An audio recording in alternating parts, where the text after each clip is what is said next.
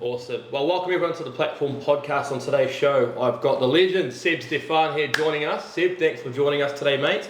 Seb's just back for the Christmas break. We worked with Seb a couple of years ago, helped him transition colleges, and he's had a very interesting college experience. Normally athletes, I guess, go to a school for 4 years and stay there, right? Yeah. But for you it was a bit different. But before we dive into that, why did you start playing footy, or I should say soccer, and who got you into it? It was more my dad got me into it, and because we're we're not the biggest family, so he thought probably rugby's not the best winter sport for me. So yeah, even though you got a frame for it. yeah, not at that time, but I was living in Ponsonby at the time, and Nice. Western Springs was doing some course, and some of my school friends were wanting to make a team. So I joined a team and ever loved it ever since then. So yeah. Awesome. And I mean, position-wise, have you always played the soccer position that you're playing in right now, or did you start at a different position back when you were younger? Well, when you're younger, I didn't really play a position. You guys would just follow the ball, right? Yeah, as they run around. But what was it, under 15, 16, 17s, I was playing more left wing. Yeah. And then I think Murray from Western Springs said, Shout out to Murray, legend.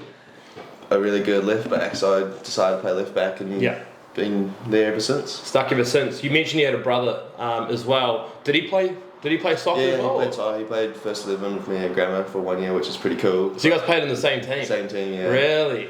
And but yeah, no, he's more of a cricket dude. But okay. Yeah, it was good playing with him for a year. And this is your younger brother, right? Yeah. And so, being your younger brother, were you nice to him in the team, or were you giving him a bit of grief? Me and a couple of the older boys, we did give him a little shit, to be honest. But it was good though. It was a good day. He loved it because it was all of us, and he knew all my friends because we were all in the first 11, so it was good. Sweet. I mean, when you were 17, 18 years old, you're in your last year of high school, you had a couple of options: stay in New Zealand, go to the States. I know we weren't the company that initially placed you in America, but why did you decide America was the option for you? The reason why I went to America is because I wanted to keep playing sports, because I knew it was going to be really hard if I went to say Wellington or Dunedin. Right. That I'd continue playing really competitive soccer and wanted to keep getting my grades well, because my grades weren't very good in New Zealand, so it was really hard for me to find somewhere I really wanted to go in New Zealand. So this company reached out to me and they're like, hey, we can take you to America and get you to some really nice schools. I'm like, okay, and I went to the ID camp and they said so it was really good. There's quite a few companies that do that send you a cheeky DM. Yeah. Did you ever get DM'd at all? I got DM'd all the time. It would especially be after tournaments. Yeah. So I'd play a big tournament, and if you play well, I remember actually because I coached the under 18s, and we were there in June. We were in Adelaide. And I had one agency message 10 of my players on the team. Really? Just go through the entire same roster. message, copy and pasted, just went through my roster and hit them all up, and then they were all sitting there like, who is this guy? Yeah. Explain what did you say, ID camp? Yeah, it was what's that? So pretty much like a recruitment company had an ID camp, was it? It was at Mount Smart as well. Was it? Yeah, it was actually quite. Oh man! My whole team basically went as well. So it's a showcase. Yeah, showcase, and then even after the under 17s tournament, they hit me up again about it, and hey, we can really get you something nice. Okay. Well, I guess back then, that wasn't really something that was quite common. And so it was the first time there's a recruitment agency saying, we're people from America, we're going to come and grade you on your ability, and then if you're good enough, we'll charge you money, we'll help you. And people are oh, people from America, this is a great opportunity. So I don't blame a lot of people going to it. But I guess that right now, with a lot of athletes going to the US now, there's a bit more of a spotlight now on recruitment agencies. And I feel like recruitment agencies are held much more accountable. Oh, a lot, yeah. You feel 100%, 100%. Well, it's the more that the college sport is getting kind of commercialized, and the agency and with the NIL agreements, it is becoming a lot more of a spotlight on the agency side of collegiate sports. Yeah, and absolutely. And when you're registering with the NCAA account, which you don't have to do it again now because you're nearly done. You're in your senior year, but when athletes register with the account, there's all these questions like, have you paid anyone to market your skills and ability? And then you've got to go and answer that, and then they'll say, who did you use? Who was the person? What's their phone number? What's their email? How much did you pay? Was there any portion based on you getting a scholarship? And they're asking all these questions because there were a lot of recruitment agencies, especially in Europe, saying, we're going to charge you X amount because you're a better level athlete than other people, but we're going to charge you X amount for the same services, but you're not as good. Yeah. And we're going to charge you more. And so it was quite unfair. You have to charge like the same fee for everyone, and you have to make sure all your books add up. And recruitment agencies were getting caught out and kids were getting penalised for it, which is a bit of a shame. But I mean, you had all these options to pick from. Why did you go to Sussex Community College? Why was that an option for you? I really because I like traveling, so like it was really close to New York, and so it was like a 45-minute bus ride to get to the middle of New York, so it was like... How much does that cost you to catch a bus from, outside of 45 minutes away from Manhattan? It was $30 and you can get from there and back. US? Yeah, US, yeah. Wow, that's not bad. It's pretty good. Yeah, it's not bad. But other than that, it was because, again, my grades weren't very good at school and my GPA wasn't great, so I couldn't get much academic scholarship for the big like D1, D2 schools. Right. So I thought it's cheaper as well, a lot cheaper than going. A lot cheaper, man. So it was like, go there, do a couple of years there, try, get my GPA up, which I did, and now it's given me the opportunity to get better academic scholarships, plus I got more playing time than I probably would have if I went to a D2 school. I guess there is a bit of a stigma around junior college, correct? Yeah, people think it's tiered, like D1's the top of the triangle, and then it goes D2, and then D3, then NAI and JUCO. That's just not true. But yeah, and for some cases, JUCO is the top tier that you should be trying to go to. So like, I guess how did you deal with that? Like fighting through that kind of stigma, like in New Zealand, where your mates are like, "Oh, you're going to a JUCO." Like, why aren't you going to Duke? Yeah. I don't really see it like that perspective because I was away for so long. But like, I did understand like when I first went, I was like, "Oh, it's a JUCO," and it's not like because some of my mates went like big D1 schools. I was like, "Oh, why can't I do that?" But then when I went and played, like we went to nationals, and we versed like a Dallas Academy in the MLS, and these guys were crazy. Like you have like ex-professional players, brothers playing for this team, and we're like, holy crap, these guys are good. So it was like after that, I was like, I can't see a preference or like a stigma between it because these guys would have beat anyone. And as long as you're there playing soccer, what else is there? Yeah. Well, you've got 4 years of eligibility, and you've got a couple of options. Some people pay a lot of money to sit on the bench. Me personally, I would have preferred to go to a program where I get minutes and get opportunities. Now, being in a junior college system, which is its own system, did you play against Division 1 and Division 2 schools sometimes? At JUCO? Yeah. We played in pre-season or anything? A lot of good D2 schools. We didn't play against. And how did you go against these D2 schools? It was all pre-season games, so like they would always swap, and like we would swap as well, like positions, not positions, but like members, so everyone could get a decent amount of play. But like we played a good 3 or 4 D2 schools in the pre-season. Did you get any dubs? Got a lot of draws, not a lot of dubs, unfortunately. But because we were such a small team, like we only had like 16, 17, 18 squad members. So that's just asking for injuries. It is asking for injuries. So. Yeah, but guaranteed a lot of playing time though. Well, that's it, right? And I think that if you go to junior college, you're there for 2 years, and then you get your associate's degree, which is your ticket to then cross credit, right? For your last 2 years at a 4-year university. And what's the point of going to a JUCO if you're not playing? Exactly. Yeah. And so, like, I remember when we were working with you, and we just had this like big folder of video footage. And for the listeners that are listening to this podcast today, so we started working with Seb when he was just about to finish his time at junior college, and then they came on board with Platform Sports to help transition to a 4-year school.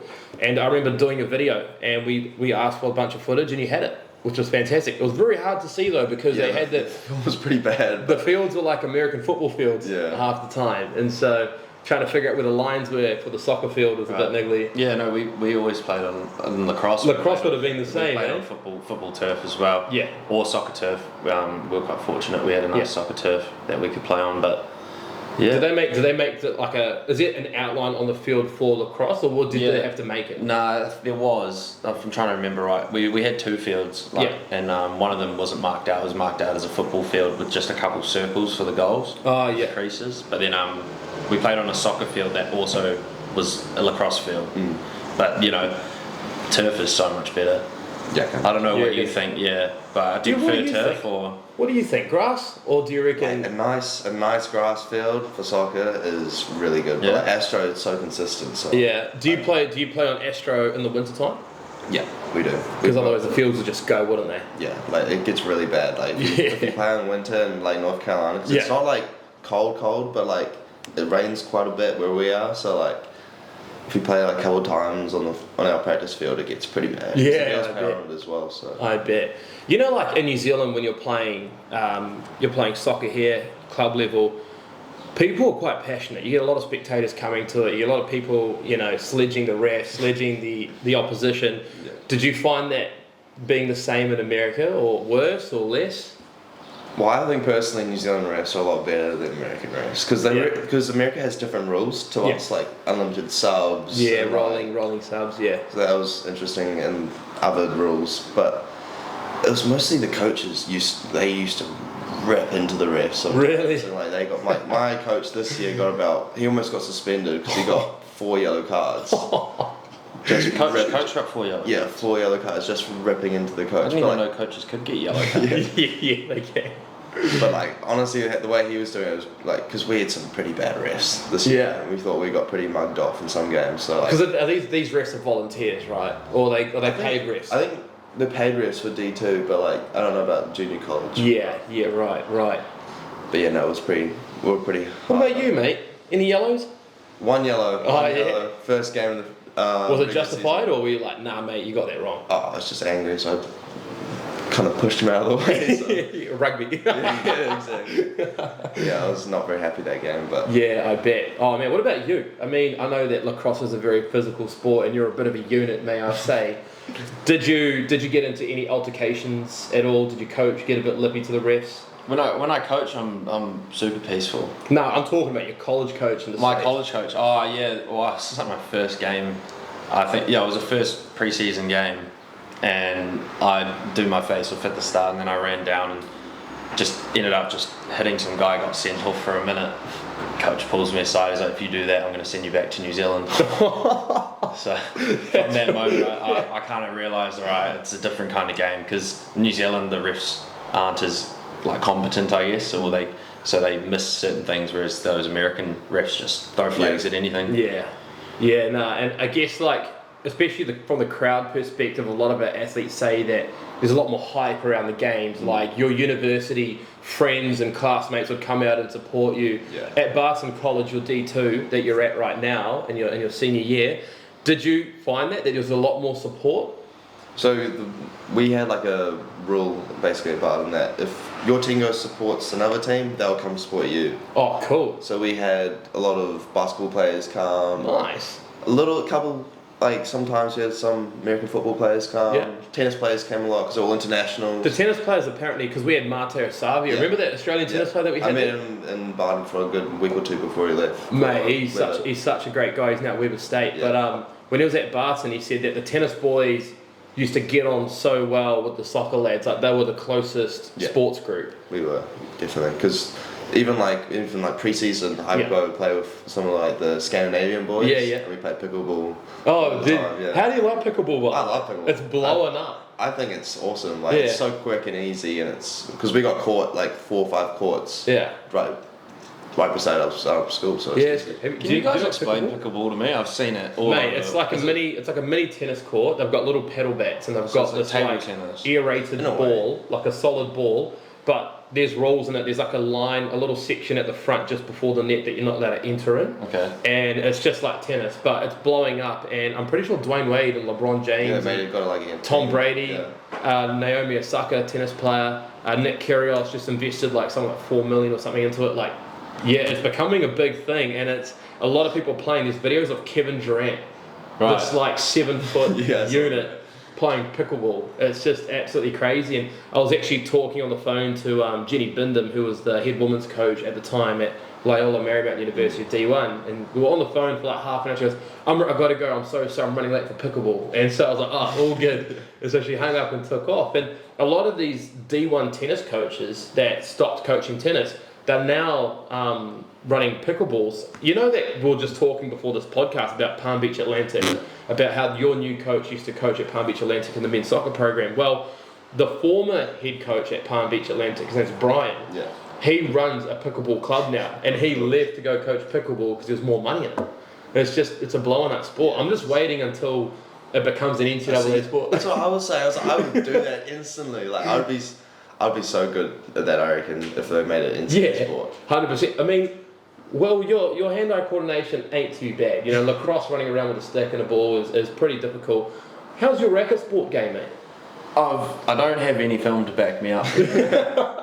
So I'd like to say I'm half decent. I mean, you know, I tend to pick up a stick and be able to hit things. So, you know, that's why I want to play tennis next year, and we'll get out there and we'll see how I go. Well, we did say that I will mic you up, and you can return my brother's serve and see how it goes. Oh, geez, I don't want to worry about him. We'll clip that up one for the Instagram reel.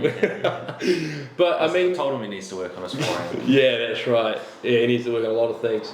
In terms of like your time at Barton, so you went 2 years at junior college and then you transitioned to Barton. How was it going from a junior college environment to an NCAA Division II environment? Oh, well, I had no expectations of what it could be like, so I was kind of like 50-50, and like I had to find my own way down there. And then, because most of these schools are in like small towns, because of, you know, how expensive it is. So I get there, I'm like, there's all just farmland and stuff. I'm like, what the hell's going on here? Yeah. But then I went especially like coming from Auckland, where you've been living in the city. Everything's close together, and like Sussex, it was really like same thing. It was nothing around. It was just like a little town. 45 minutes, half an hour away from Manhattan. Yeah, exactly. But like, and then Barton was really close. It's got like a pretty big town. So I went into it and I was like, oh wow, there's actually quite a bit there. And like, if you want to be a party goer, there's one of the biggest schools. Which you're not, right? Well, of course not. But like, there's a big school called Greenville, which is pretty big. ECU. Yeah. So you can go over there for, it's like half an hour drive to get there, and it's pretty easy. How did the whole transfer process work, like logistically, right? Obviously, you went to JUCO first. It was, you know, a fair distance from Barton, I'm guessing. Yeah. And you obviously bought all your stuff to move into the JUCO, and then how do you get all that from one college to the other? Did you rent a U-Haul and go for a drive, or? So I was gonna I did buy a car. Yeah. But what car? What was it? It was a really old 2000 Honda. There we go.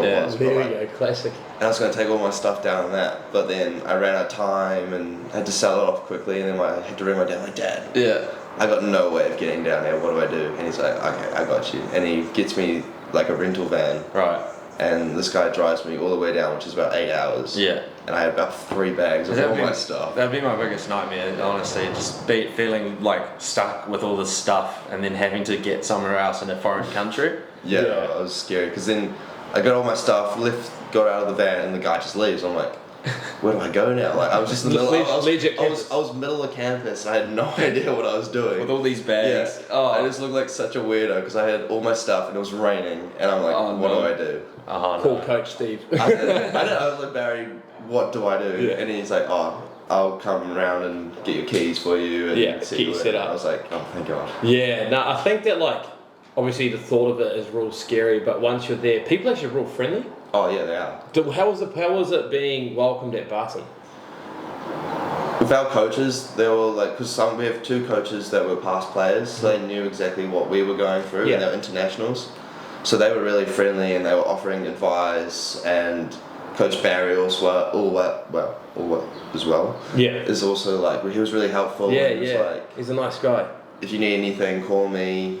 He also sets up all the Americans, because obviously internationals can't work, but like, he sets up all the out-of-state Americans with jobs and stuff. So he's a really good dude, and they really, really do help. He went the extra mile, and I feel like when I was talking to a lot of coaches about you, when we were trying to place you at a 4-year school, Coach Barry at Barton, the assistant coach at the time, he was just such a nice guy, and he was like people first and soccer second. And that's what I liked, and that's what kind of vibe I got from your parents. Like, they just wanted someone to take care of you that would be there when you're like, when things are going not so great. That's someone that you want to support you. And that's what I felt with Coach Steve. It's a shame that he's not there anymore, and we actually still keep in touch, etc., just in case he jumps back into the college system as well. But I mean, it must have been nice having those group of boys, and obviously we connected you with Mateo as well, because he was there at the time, right? Yeah. The tall, handsome Australian lad. Yeah, well, the good thing about Barry was, like, even to this day, he still invites us to his house to, like, get food and stuff, cool. even though he's not even part of the program anymore. Yeah, sure. Yeah, no, it was cool seeing Mateo, because it gave me some sort of reference of, like, what I could, like, say, ask someone, and, like, because he was there for the first 2 weeks when I was at Barton, so he showed me around some things and told me what to do, what not to do, and... Yeah. But yeah, no, it was good that I had him for a little bit. I guess that's a great thing about soccer or football, whatever you want to call it, is the international aspect of it. Because that's something that I feel like I missed quite a bit with lacrosse. Lacrosse is an American-Canadian sport, right? There's not many other countries that take lacrosse as seriously as those two. Yeah. So like, I remember when I was over there, I actually probably spent a lot of time with the tennis team or the soccer team, because they are all international students as well. You know, they're all from England, and whereas on the lacrosse team, they're just all Americans. It's actually very rare to find a soccer program with just all Americans. Yeah, it's very rare to find that, and even now, a lot of the coaching staff is actually international coaches, which is fantastic. Let's talk about living conditions, right? So you've lived at Sussex, you also lived at Barton. Did you ever have any? I'm going to put you on the spot here. Did you have any horrendous roommates? I've only had... Oh, I did actually die. I did have one at Sussex. Are you still friends with him, by the way? And would he be listening to this podcast? No, I don't think he would. But he used to snore so loud. And like the second day, I was like filming myself, and I was like in bed. I can't sleep. And is it like one of those Instagram videos that the boys pretend to do the rowing to the snoring noise? I could have done that, but like I was doing that. I was gonna send it to like my brother, and I ended up sending it to on my story. Yeah. And they're like, wow, I feel so bad for you. Like, this is going to be so horrible for you. And I'm like, oh God, why did I put that on my story? Because he was also on my story. So he saw that in the morning, like, pushed me. He's like, why did you put this on your story? I'm like, I'm so sorry. I didn't realize I did that. But I was just meant to send it behind your back. Yeah. How do you get out of that one? Yeah, you can't really. You just have to take it on the chin. Yeah. It's just like, oh, sorry, mate, and then just never talk about it again. I know, it was bad, but... Cool, Amrit, I want to go transfer colleges right now. Yeah, he understood though, because he's had roommates before, so he was like, yeah, I understand that. What about you, mate? I had no problems. Because you were the guy that snored. yeah. No, I had Casey. Shout out Casey, wherever he is these days. He was a great friend of mine. And he still is, and hopefully you get to see him next year. Yeah. But, it must be like a little bit nerve-wracking walking into this room, not knowing who your roommate is or anything about them. It was. Is that scary? I don't know about you, but I was. Especially because, I don't know, I went early, a few days for the international orientation. So I kind of had the room to myself for 3 or 4 days, kind of just waiting, like the anticipation for like, who actually is this guy? I've seen his Instagram, but don't know what he's actually like. Yeah. And then I met him, and we got along like a house on fire. Yeah, I had a few athletes call us when they first went to college, and some of the issues that they had was they said, look, the roommates are great, but they play FIFA all night till like 3 in the morning, and they invite their mates over because not everyone's got a TV in their dorm room, and they just have got an assignment due and they're up at night, and then they're trying to get some sleep and they can't, and then issues happen. Did anything like that happen with you?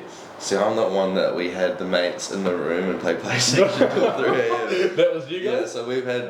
So we're going to a room of 4 in like an in-campus suite. So like you have two bathrooms and then everyone's got their own room. Oh, cool. Oh, that's neat, hey? It was really, it's really nice. So it's like a studio kind of vibe. Yeah, and you also got like a living room. So we have like a nice TV and stuff. So we all play like FIFA and whatever, like Fortnite and stuff. So...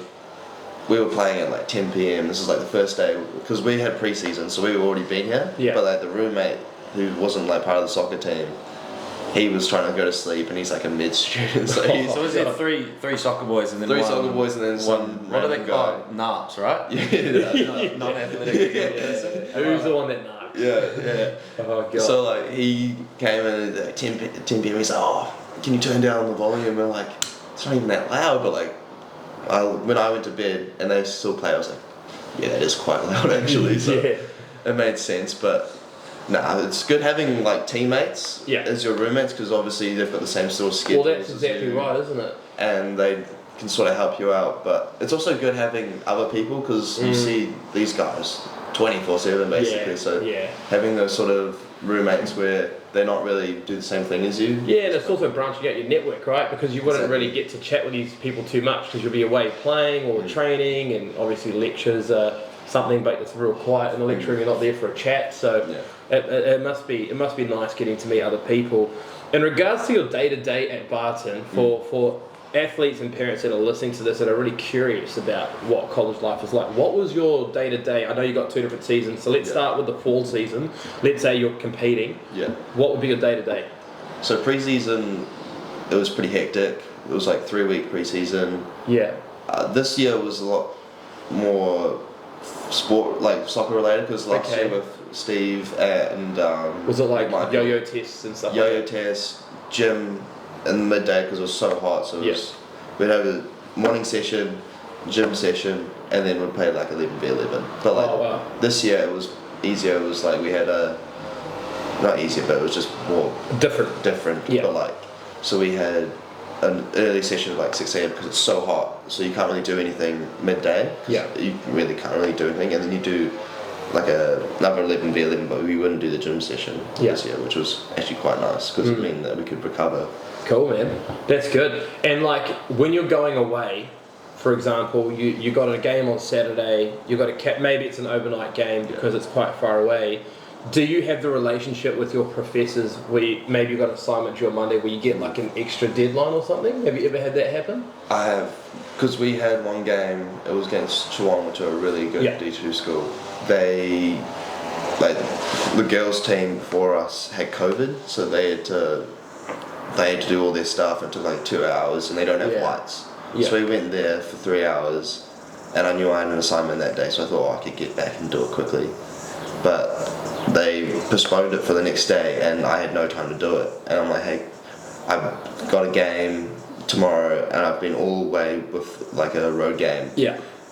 Could you please give me like an extra 3 days? And they're like, yeah, I totally understand that. Because wow, that's so good that they're on board to support you with that, because that must be so stressful thinking, I have to get home and I have to get this exam done. Exam, assignment. They're normally pretty good, especially if you're international students as well. Like, if I was going to leave early, I could message my professor and be like, hey, I need to do this a little bit earlier, would you mind? And they'll be like, yeah, because they'll just put on lockdown browser, so you can't do anything about it. So, do your professors get to know you guys on a first name basis? Like, is your lecture rooms a reasonable size where they'll get to know you quite well, or is it a really big lecture room where maybe the professor might not know the students? So with Barton, it's a really small school. Yeah. So there's about 2,000 students, and we're all basically student athletes, which makes it. It's a big sports academy, isn't it? Basically, yeah. So like, I'm in the educational field, so I have basically the same classmates almost every subject, which is really cool. So we're all really close together. And professor-wise, again, we've got 3 or 4 professors that do education. Awesome. And they basically know us on a personal level now. So. And any of the boys in your team, are they studying the same thing that you're doing? No, but I've got one of the girls in the soccer team. So we basically do everything together. Yeah, I bet. When it comes to education, so like presentations and stuff, we help each other out. Yeah. Was it the same thing with you? Like when you were at your school in the States, at Chestnut Hill, right?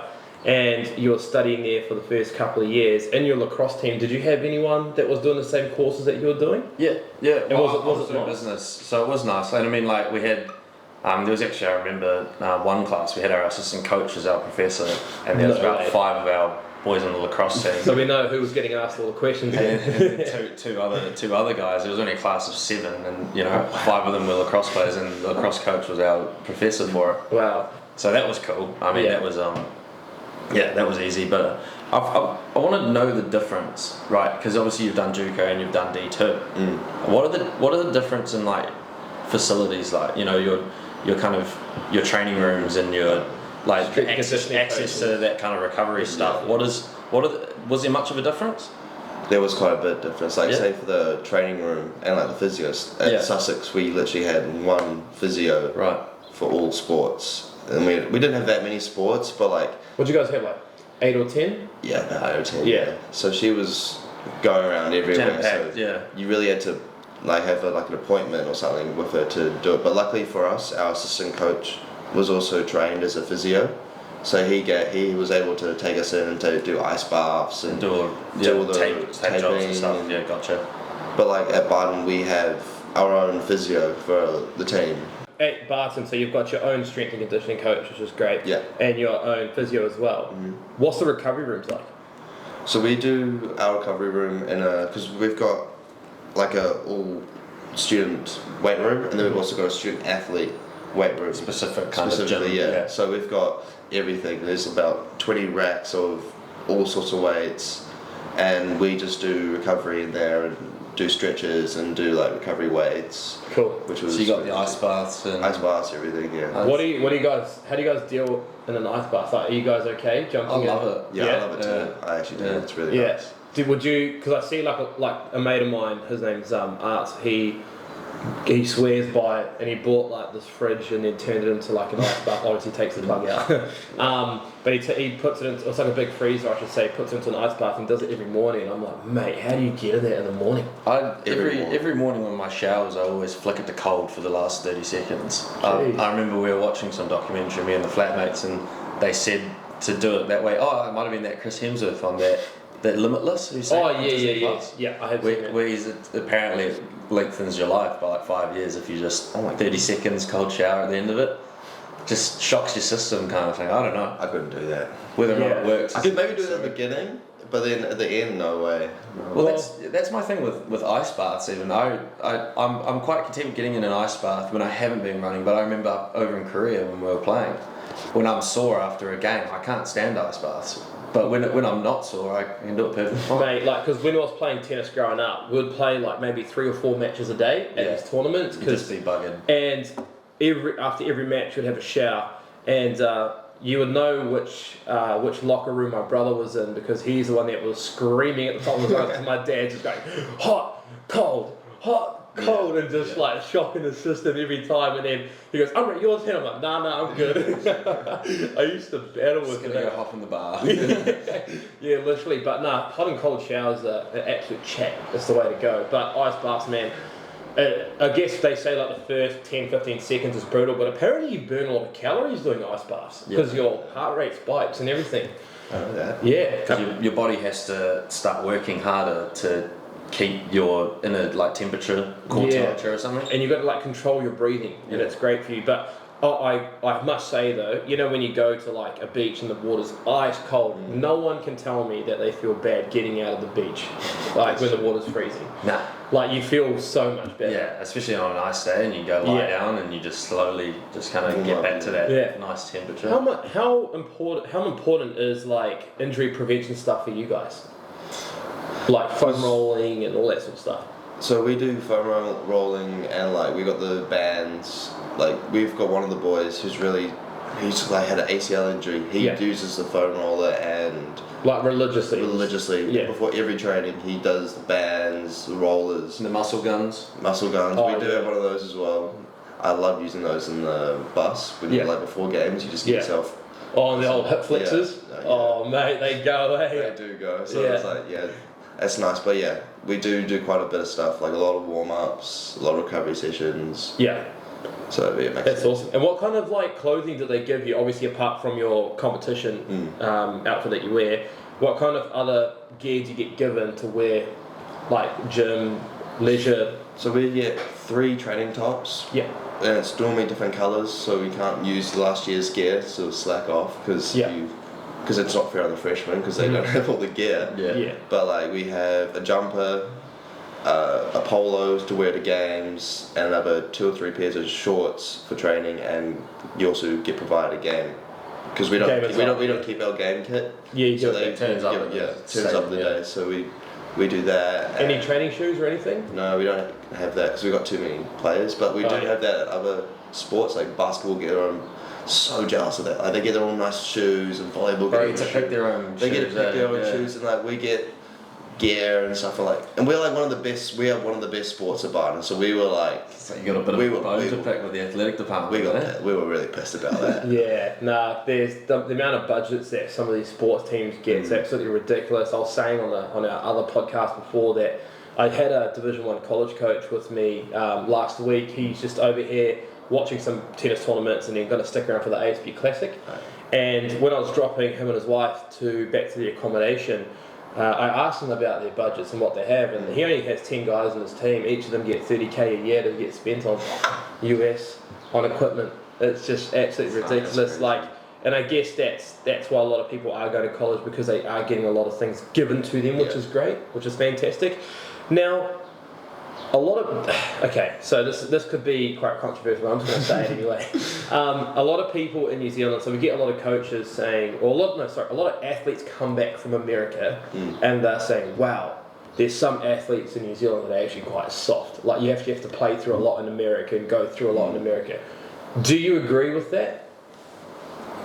Last year especially. Do you have to have thicker skin when you're over in the US? Because sometimes, like, it's a big game, the coaches will be like, hey, we really do need you to play. Like, they'll tell you to go to, like, physio Fran, go there before the game, do about an hour and a half of whatever you can. Yeah. Take some medicine if you need to, prescribe medicine, of course, and try to get you to that level where you can play. Because it can be quite competitive, and if you don't get to those playoffs, it really hurts the coaches to do well in the recruitment for next year. Yeah. How do you deal with the politics of it all? Because it is quite political, isn't it? Yeah, soccer and football as a whole, in both in New Zealand and in the States, I'm guessing. Yeah. Do you feel like, obviously you're competing for a starting spot with some of your teammates, and do you find that there's a few games being played sometimes between the team? The coach used to do that to us, so he would he would swap half of us out and then put us in the other team, and be like, hey, no one's got a guaranteed spot, which is actually quite good because it gives you the competitive edge of keep getting better. But other than that, I kind of stayed out there to play. Get there and try my hardest and try and get as many minutes as I can. Because there's a lot of kids here in New Zealand that their parents, fight a lot of their battles with the coaches here. Yeah. And if they're not happy, they'll just get up and go to a different club. Yeah. And there's some kids that have a few niggles and will sit out of games. Whereas in college, I know a few of my athletes, they won't say anything. They'll play through injuries. Now, I'm not saying every person back here is like that. We've got an athlete, Flynn Saxon. Yeah. Mate, he played the whole national secondary school champs with 4 broken ribs and didn't tell anyone. He's a hard dude, that one. Yeah, I know. I'm so pumped. We need to talk about him after this podcast, by the way. But in terms of athletes having thicker skin, is there moments where you've been over there and you're like, I'm not going to tell the coach that I'm feeling a little bit off today. I'm just going to get after it. If it's a game, I probably wouldn't tell him because I love playing and do it for the boys, and you don't want them to fail. Or someone to snake your spot. Yeah, of course. You don't want to lose that starting spot. So sometimes, if it's trainings, be a little bit less. I'll be like, I'm not really feeling it. Could I maybe miss out on the 11v11 for something? Do the rondos, stretching. But still be proactive. Still be proactive, of course, but maybe not just sit in your dorm. Yeah, not sit in your dorm playing PlayStation. Yeah. But other than that, it was.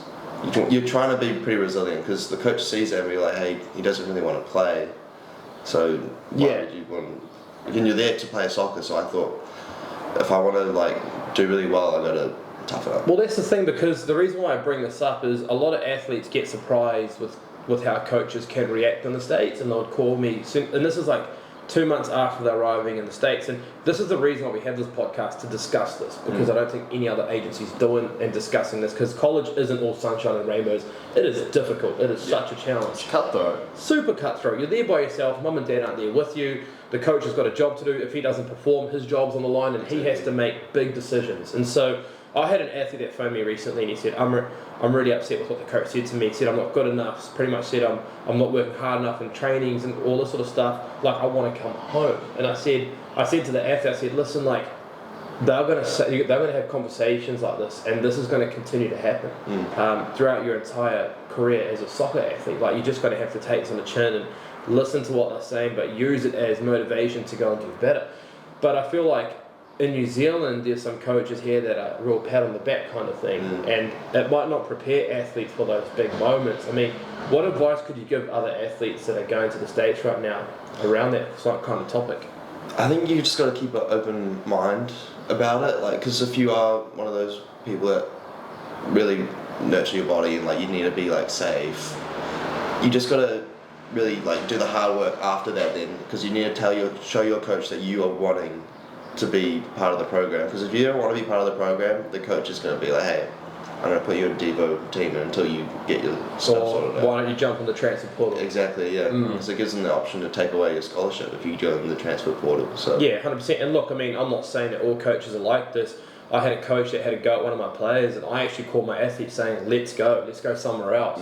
This guy isn't the guy that, you know, we thought he was, and he's acted in a way that's completely unprofessional. Let's get you out of this environment. So I'm not saying all coaches are like that, but college is brutal, eh? What can you add to that? Well, I mean, you went to the States and played across at a good level. Was it kind of like that as well? Well, I think the difference, I always compare it to here, and I know for lacrosse here we're still in the growth phase where we're still trying to get players to come in, and you're building the sport, right? Yeah, if we're cutthroat here and tell kids, you know, you're not good enough, we're going to cut you from the team, they're just going to leave and quit the sport, and we need to keep as many players as we can. Whereas over there, they've got a plethora of players, you know, they can just pick up the next local kid who's just as good, if not better than me. So I was there with the mentality, like, I just got to ball out. Because if you don't ball out, you're going to get cut. And now, you know, that is just the competitive nature of college. And some people are bred for it and some people aren't. What's some advice you can give to people that don't get given an opportunity right away and are put on the bench? What can they do? You really just got to keep working hard, honestly, and like going to the gym. Also, asking your coach, like, what are the areas that I need to work on? Because I know there's one boy in my team last year didn't play anything, like any minutes for the first team.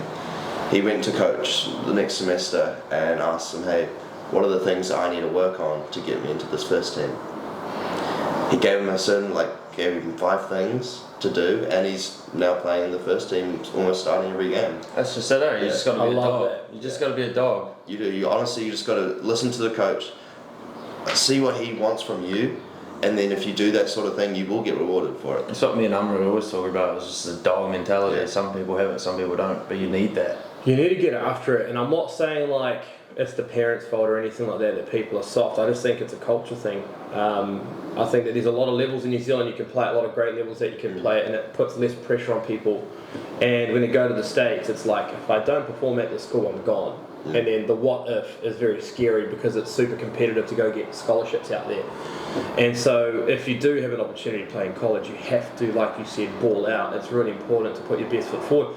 And is it just effort on the training field, or would you say it goes deeper, like attitude and classroom as well? Academic, like academics, okay. A lot of freshmen this year were not doing very well. Like I had one of the boys was like, hey, I'm really struggling. He had like a 0.9 GPA. Oh no. No, that's just asking for issues. How can you do that? And he's like, I just haven't been trying. I'm like, if you don't try, coach is gonna get you in, and he's gonna, and what happened? Like he's gonna like yell at you, and the next 2 weeks after that, he's like, oh, there are some boys in this team that really need to get their GPA up, or they're probably gonna get cut. Yeah, because you're violating the NCAA rules. Yeah, and you're not eligible to play. And he's like, if you're not going to be eligible to play, why keep you in the team? There you go. It's called student athlete, right? Yeah, exactly. Student athlete. Do you get any academic tutors?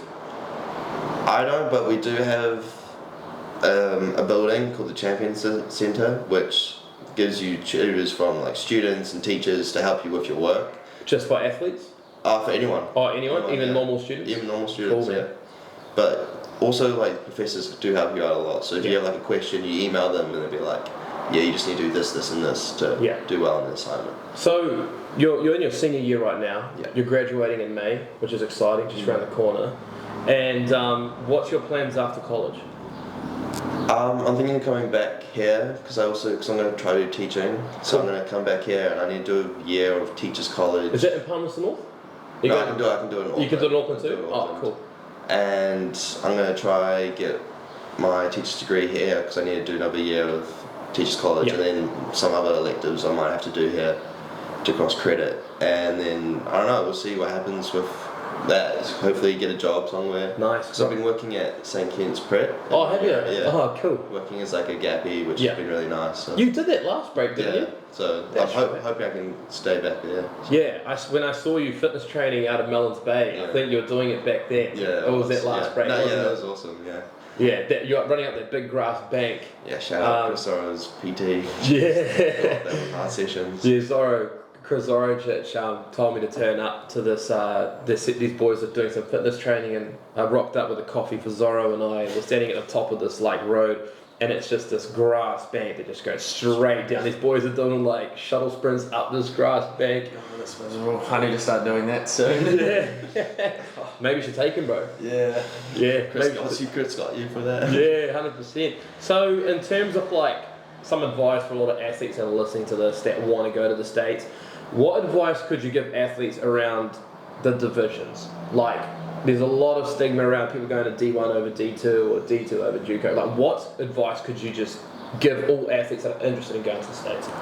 So what I've got from it is that there's quite the same similar level, but it's just more funding for different divisions. So division gets a lot more funding, more teams, and then like D2 is the same. Like, we have a lot of more funding compared to junior college, and there's probably a lot more competitive teams, but it makes it like funner if you're doing like junior college, where you can, what's the word? Like, you have the time to get those minutes in and be able to put some runs on the board, develop your game, yourself, and like figure out what you want, like what you think you can be. But when you get to like D2, you're trying to have that like refined game, so you can get those game times straight off the bat. Yeah, because I use this. I just videoed this morning some content for our Instagram reels, some advice for athletes, and I thought of it the other day. I was like, everyone wants the best house on the best street, right? But sometimes people can't afford that best house on the best street, so they'll go buy a house in a different location, which is more affordable, renovate it, let it grow in value, sell it, and then go and buy that really nice house that they want. It's a process. Exactly, and it's like same with college. Everyone wants to go to the biggest and best school that they can go to right away, but you might not get the return on investment that you want, which is minutes or scholarship funding. So you might have to choose another school to go and develop, to build that CV, to then go again, and you did that. And that's exactly what I did with junior college. Just got to trust in the process, eh? And you still graduate within 4 years. Like, you do 2 years at JUCO, you do 2 years at Barton. Your degree is going to say Barton. Yeah. It's going to say nothing to do with junior college. Yeah, exactly. And it gave me a good scholarship as well, because being a transfer, some schools give you good scholarship money. So I was like, thank God I did those 2 years of being in junior college. Yeah. Platform sports management, baby. But then also, like, one of our mates that we've been chatting to is a D1 coach for water polo. His name's Sefa. He's an absolute legend. And Sefa did 2 years at a community college, but he graduated from Cal Berkeley. Yeah. His degree says Cal Berkeley. So yeah, one of my mates was doing the same thing, and he went to UC Davis. There you go. 2 years at water polo and some junior college, and then went UC Davis. Oh yeah, nice. That's where Dylan Wood graduated from. He played footy there as well. But I mean, it's, I guess, like, one thing that people can't control is the coaches. Like, coaches leave. Like, your coaches left, new coaches came in. 2 weeks before preseason, he left. There you go. And that's something that we just can't control. The people just like us, and they're chasing opportunities just like us as well. And so you need to be able to be flexible and adaptable when you go to college. If you're quite focused on one school and one school only, I think that's where it can be a little bit of challenging. Obviously, you want to stay at a school for 4 years. You don't want to move around, as we mentioned earlier, and getting a rental car and a rental van and taking all your belongings, 8 hours drive. But it's nice to have options. Exactly. Like, you need it, like Seb said, you have to be open-minded about the college system. There's a lot of unknowns out there.